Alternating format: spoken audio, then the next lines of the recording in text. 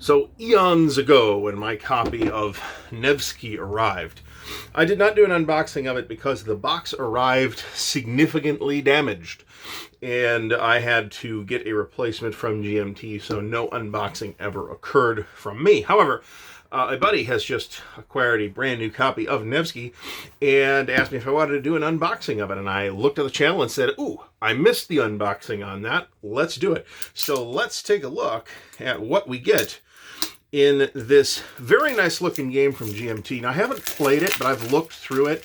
It does look interesting. I have seen, I noticed that several tables of it were being played at MMP's Winter Offensive, believe it or not, and at various times. And it looks super interesting. The conceptual basis behind the system, the Leviathan campaign series, looks super interesting. There is a new volume on the way, Almoravid. This is about the Teutonic Knights versus the Rus and Alexander Nevsky, of course. So we're in a 3-inch big, thick GMT box here. Let's open her up.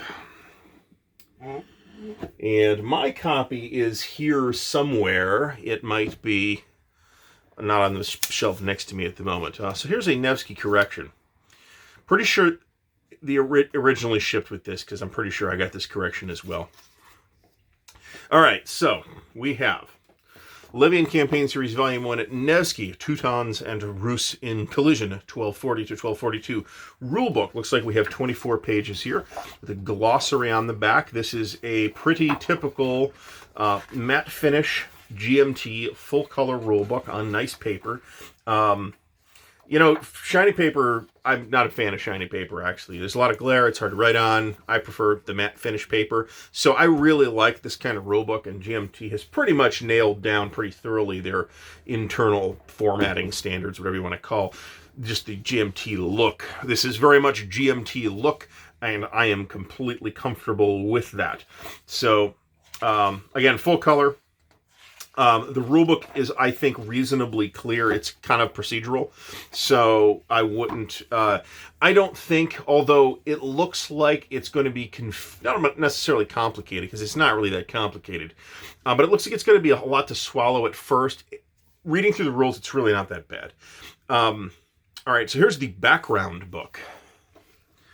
And this is a 48-page book, and as I recall, we have a bunch of sources, which is fantastic, because, you know, I wouldn't know where to start on sources for this kind of thing on this particular topic. Let's go to the front of the book, would make more sense. We have some play hints from Wendell Albright and Peter Wagner. No solitaire system, but a single player can readily handle both sides. We have some mechanics discussion and detailed walkthrough of play, which is fantastic.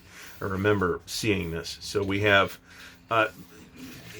examples of play, detailed examples of play for a number of specific subsystems that the game has. And then here's the campaign synopsis, the histories of the lords. There's a lot. This book is really good for this. There's a lot of really good history on this. And if you're unaware of it somehow, and I find it difficult to believe that any viewer of this channel would be unaware of the amazing Alexander Nevsky soundtrack by Sergei Prokofiev. So check that out as well. You could probably find that on YouTube. It is amazing, and you should definitely play it while playing this game. The discussions of the events, really thoroughly, I mean, I'm going to call it a playbook probably, but a lot of really thoroughly done background material is included in this, which is, I think, especially helpful on a topic that a lot of wargamers are probably not super duper familiar with. I mean, I've seen the Nevsky, the Sergei Eisenstein films, so I have some idea of what's going on here, but, you know, a lot of gamers, if you haven't seen that movie, you might not have heard of this at all, with the possible exception of the name of Alexander Nevsky itself. It's a relatively obscure topic, and I'm not sure if there's any other wargame treatment of this topic. All right, so, books out of the way. We have a small sheet of stickers. There are wooden cylinders that these go on. We'll see those in a minute. We have player aids. Now, this is a two-player game. Yes, this is a two-player game. I don't see any reason why you couldn't split the sides. But the sides aren't all that big, so I don't know that I think that would be necessarily optimal, but I mean, you could do it. So again, player aids. There is also a piece of errata for the player aids. Full color, heavy paper, 11 by 17, on a sort of satin finish. I do like satin finish for the play aids. So those are really nice as well. We have some more cards here. We have a card for the Russians and a card for the Teutons. And these are the various lords, including the King of Denmark and the Pope. These are these are not single-sided. So these are reference cards and not displays.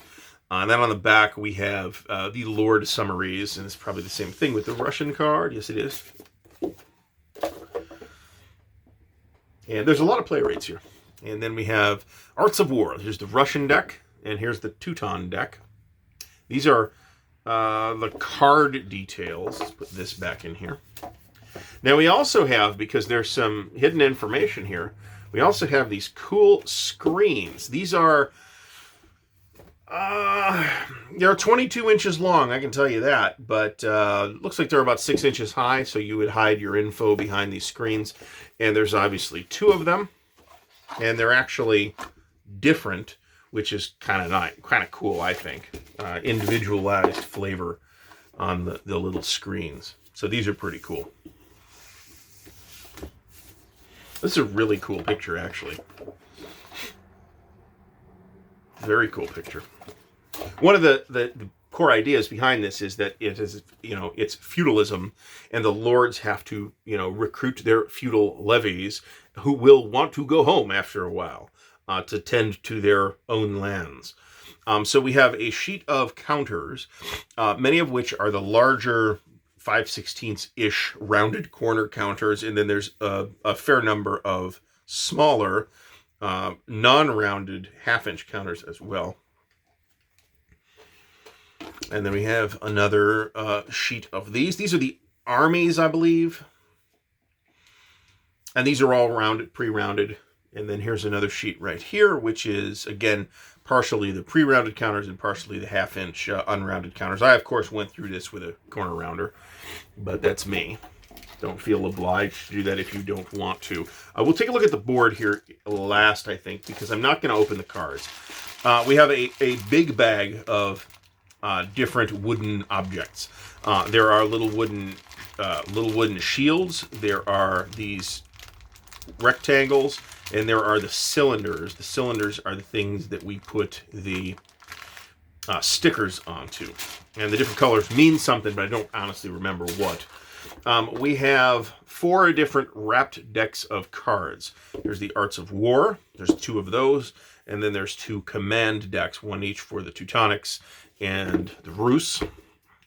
These look like they're about 30 card decks. We also have a bag of 6 six-sided dice in black and white, which is thematically appropriate. I approve.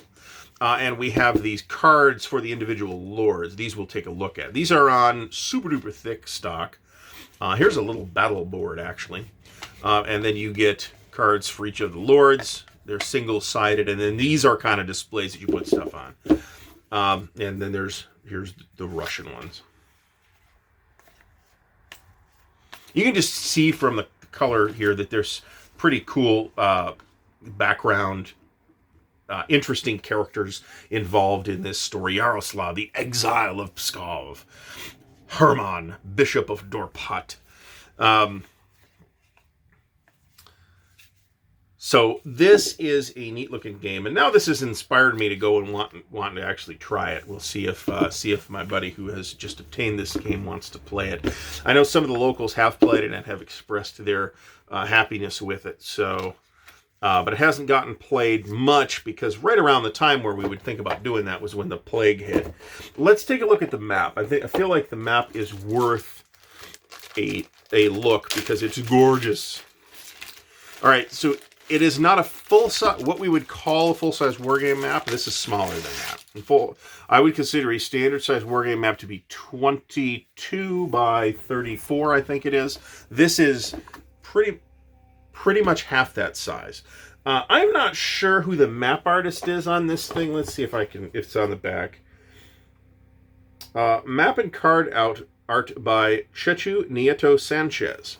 I have never heard of that esteemed gentleman, but I really, really, really like this map.